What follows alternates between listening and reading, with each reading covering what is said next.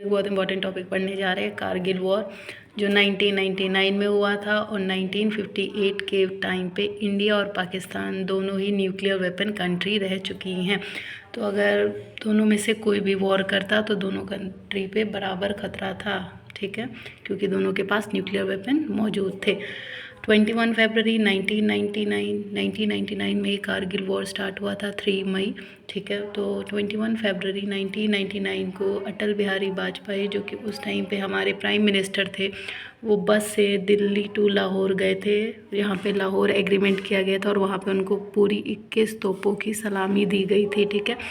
पर उन्हें ये नहीं पता था कि ये 21 तोपों की सलामी 3 महीने के बाद हमारे इंडियन सोल्जर्स पे भारी पड़ेंगी, उन पे इसी का शिकार किया जाएगा। वो इस बात से बिल्कुल अनजान थे।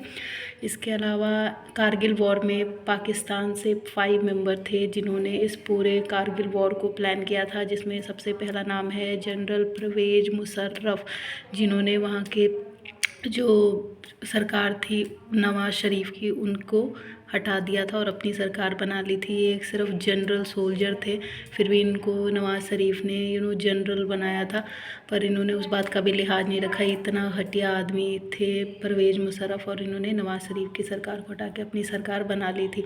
तो जो 5 मेंबर थे जिन्होंने पाकिस्तान से कारगिल वॉर को प्लान किया था, वो थे जनरल परवेज़ मुशर्रफ, उसके बाद जनरल अजीज़ खान जो कि चीफ जनरल ऑफ स्टाफ थे, फिर lieutenant governor Mahmud Ahmed commander थे 10th कोर के, ठीक है।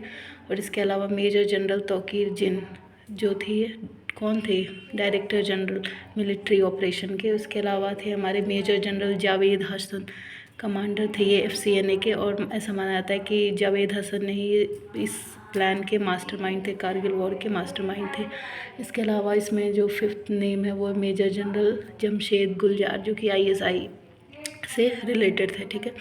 अब इसके अलावा जो कारगिल वॉर है वो 1999 में हुआ था। कारगिल में जो टेम्परेचर होता है वो -30 to -40 डिग्री चला जाता है। तो अक्टूबर में जो हमारे इंडियन सोल्जर्स हैं, इंडियन आर्मी है, वो क्या करती है, वो अपने बंकर पोस्ट से हट जाती है, फिर वो मई जून में वहाँ पे वापस जाती है अपनी ड्यूटी संभालने के लिए। तो इंडिया और पाकिस्तान दोनों ने मिलकर ये तय किया कि ठीक है, अक्टूबर के टाइम में इंडियन सोल्जर्स भी चले जाएंगे और पाकिस्तानी सोल्जर्स भी चले जाएंगे। लेकिन पाकिस्तानियों ने तो कुछ और ही प्लान बना रखा था, उन्हें तो हमें धोखा देना था। तो उन्होंने फिर क्या किया कि इंडियन सोल्जर्स जो थे हमारे, इंडियन नेवी, ये तो अक्टूबर में चली गई थी यहाँ से अपने बंकर से, ठीक है, अपने पोस्ट से, कारगिल से। लेकिन जो पाकिस्तान वाले थे उन्होंने हमारे बंकर में जाके कब्जा कर लिया था। और दूसरी बात ये कि कारगिल वॉर इसका नाम इसलिए पड़ा क्योंकि इसके अंदर 4 रीजन थे, उन सब पे भी अटैक हुआ था, जिसमें द्रास था, कक्सर, फिर बतालिक। लेकिन ये क्योंकि डिस्ट्रिक्ट था कारगिल, इसीलिए इसका नाम कारगिल वॉर पड़ा था। ये एक इम्पॉर्टेंट पॉइंट है जो आपको पता होना चाहिए, ठीक है। और इसके अलावा जो है फिर इन्होंने क्या किया था अक्टूबर में, अब ये पाकिस्तान वाले तो हटे नहीं थे वहाँ से, तो उन्होंने कब्ज़ा कर लिया था। फिर मई जून में जब इंडियन सोल्जर्स वहाँ जाते हैं तो उनको ऐसे ऐसा पता चलता है, तो वहाँ पे एक अल कदर ऑपरेशन चलाया जाता है, ठीक, अल बद्र ऑपरेशन चलाया जाता है।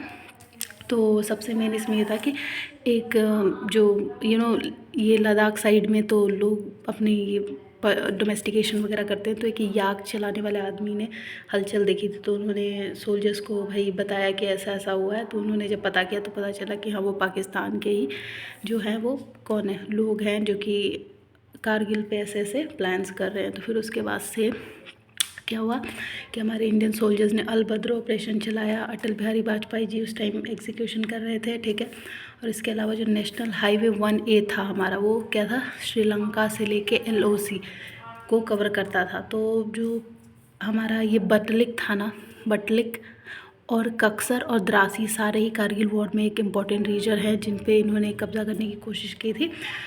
तो सबसे मेन जिस पे इम्पैक्ट पड़ा था, जिस रीजन पे, वो था द्रास पे सबसे ज़्यादा इम्पैक्ट पड़ा था कारगिल वॉर का। और यहाँ पे द्रास पे इंडियन डोमिनेंस था, मतलब हमारे इंडियन गवर्नमेंट के हाथ में ही ये द्रास रीजन था, ठीक है। और इसके अलावा 5 मई को पेट्रोलिंग पार्टी जो है गई थी, और 9 मई को कारगिल में पाकिस्तान वालों ने एक बम फोड़ दिया था, जिसमें 127 करोड़ का हमारा बहुत बड़ा नुकसान हुआ था। मतलब उसमें इक्विपमेंट्स वगैरह होंगे, गन्स, ये वो हैवी मशीन गन्स।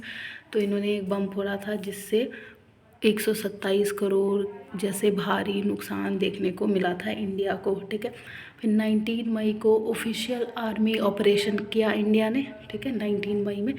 और एक इसमें सबसे इम्पोर्टेंट ये था कि जो टाइगर हिल थी ना, ये सबसे ऊंचा पहाड़ था, टाइगर हिल सबसे ज़्यादा हाईएस्ट पे था। उसके बाद इसमें जम्मू कश्मीर राइफ़ल, राजपूताना राइफ़ल ने बहुत इंपॉर्टेंट रोल प्ले किया था टाइगर हिल को कॉन्कर करने के लिए, because it was the highest hill जो कि आपको एक्सेस देती है पूरे कारगिल पे ईज़िली नज़र रखने की, संभालने की। तो it was very essential for Indian army, Indian soldiers to save this Tiger Hill from the Pakistan's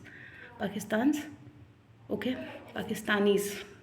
उसके अलावा पाकिस्तानीज़, ओके।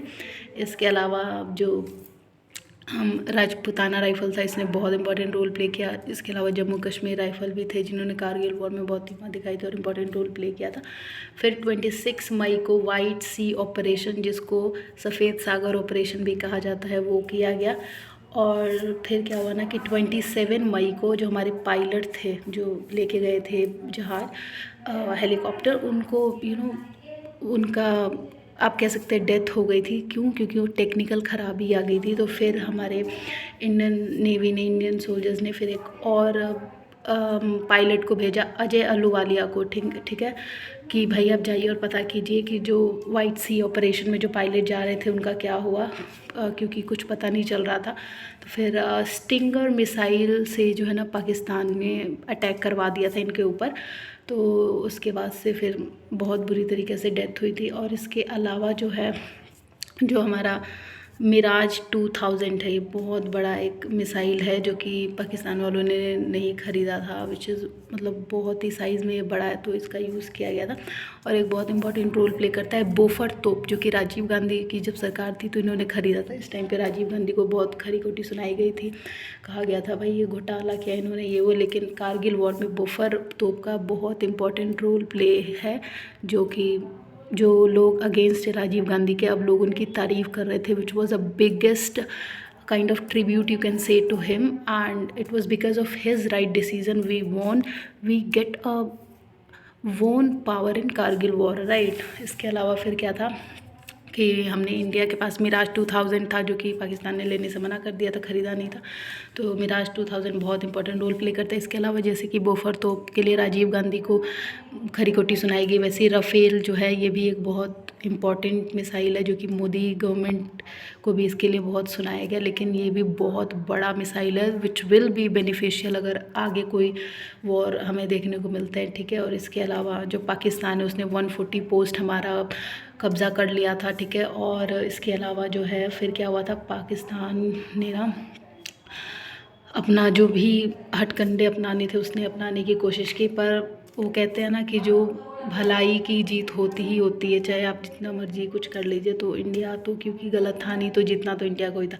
फिर 14 जुलाई को जो है अटल बिहारी वाजपेयी जो है हमारे जो प्राइम मिनिस्टर थे, वो डिक्लेयर कर देते हैं कि भाई हाँ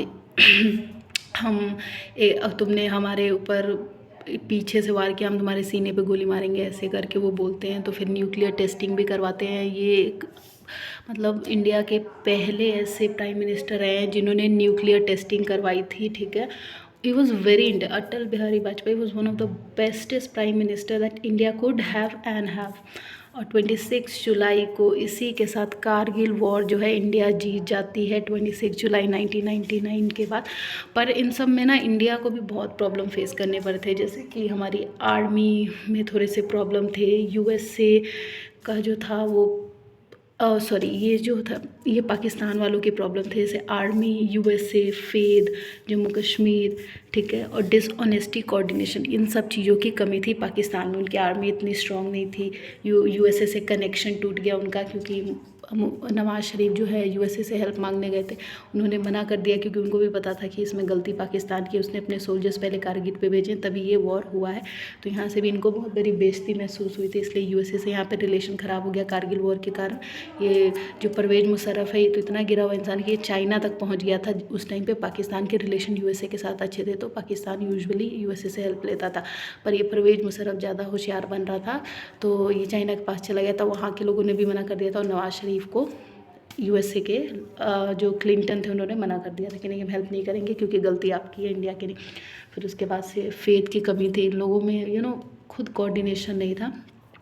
और इंडिया में कुछ प्रॉब्लम ये था कि वेदर, क्योंकि -30 to -40 डिग्री चला जाता है अक्टूबर के टाइम में, तो वेदर कंडीशन बहुत बुरा रहता है यहाँ पे। हाइट बहुत ऊंची है, ठीक है। तो यहाँ पे पहुँचते पहुँचते जब कारगिल वॉर हुआ था, जब इन्होंने कॉन्कर कर लिया था हमारे बंकर को, तो ये इन्होंने छोटी छोटी गुफाओं जैसा बना के उसमें अपना एक सेट कर लिया था कि भाई हम ऐसे ऐसे अटैक करेंगे। पर इंडियन आर्मी हमारी यहाँ पे थी ही नहीं, तो इतनी हाइट पे पहुँचते पहुँचते बहुत ख़तरा था कि ज़्यादा चांसेस थे कि हमारे आर्मी को लॉस ही होगा।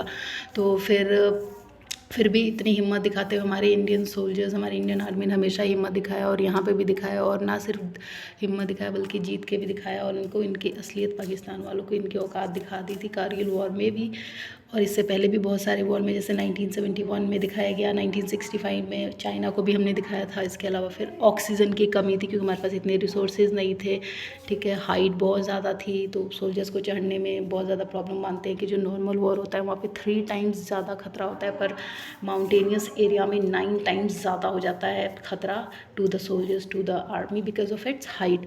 और इंटेलिजेंस जो थे ना हमारे इंडिया के, वो इतना इंपॉर्टेंट अच्छे से रोल प्ले नहीं करते। हमारे इंटेलिजेंस जो है अपना काम बखूबी से नहीं करते हैं, और कहीं ना कहीं जो वॉर होता है ना इंडिया का, जिसमें हम फंसते हैं, intelligence is responsible somewhere the most, because ये उतने अच्छे से ध्यान नहीं दे पाते जितना कि इनको देना चाहिए, being one of the most important component of a country who should have a proper hold on foreign affairs, or what other country is going to plan. These people don't do their work as much good as they should be. So intelligence is very responsible for happening all the war of India with many countries. So yes, we should have a good investment in intelligence and make sure that they do their work rightly, which will help us not to be in any war further, and that will make our country be in peace more than happening or involving in any war, which is not so often required. Also, this was all about Kargil, which plays a very important role in a region like covers Ladakh, LOC. So yes, this shows how our Indian soldiers, Indian Navy, Indian force have the courage to face any people, any war without any fear in their heart. This is what our Indian army, Indian soldiers are. So a big salute to them.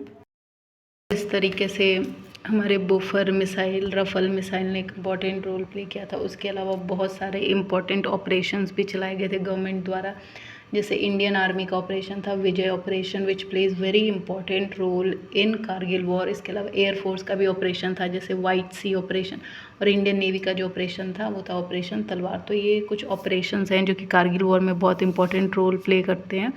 तो I hope आपको clear होगा Kargil war. तब तक के लिए जय हिंद।